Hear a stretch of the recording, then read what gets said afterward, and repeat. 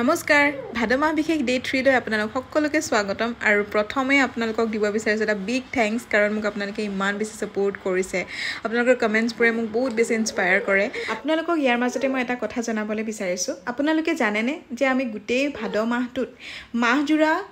হৰিনাম কিয় লওঁ এই গোটেই বছৰটোত অকল ভাদ মাহটোতে কিয় আসলতে পূৰ্বপুৰুষসকলে কোৱা মতে এই ভাদ মাহটোত শ্ৰীমন্ত শংকৰদেৱৰ মৃত্যুতিথি পৰে আৰু লগতে জন্মাষ্টমীও পৰে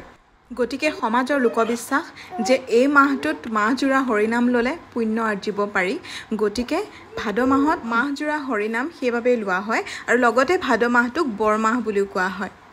গতিকে মই যিমানখিনি জানো আপোনালোকক জনালো ইয়াৰ উপৰিও যদি আপোনালোকৰ হাতত কিবা ইনফৰমেশন আছে মোক জনাবলৈ কিন্তু নাপাহৰিব মুখত পিন লৈ পেলাই মই ৰেডি হৈ আছো মোৰ হ'বই আৰু আসলতে আজি মই পিনিছো এযোৰ পিওৰ হোৱাইট কাপোৰ আৰু পিওৰ হোৱাইটত কিন্তু মোৰ ইমান বেছি কালেকশ্যন নাই যেহেতুকে নামঘৰ গতিকে বগা সাজযোৰ পিন্ধিলে খুব বেছি পবিত্ৰ লাগে কিন্তু মাহতে মোক ইমান বগা কাপোৰ কিনিবলৈ নিদিয়া আসলে নাপায় বুলিও এষাৰ কথা আছে যিমান কেইযোৰ পিনিছো গহপুৰৰ মাৰি পিনিছো আজি পিছে এইযোৰ মোৰ নিজৰে আছিলে আৰু ভিডিঅ'টো কেনেকুৱা পালে চাই পেলাই জনাবলৈ নাপাহৰিব এতিয়া অকণমান হৰিনাম শুনাই দিছো আপোনালোকক তাৰ পাছতে আজি ভিডিঅ'টো মই শেষ কৰি দিম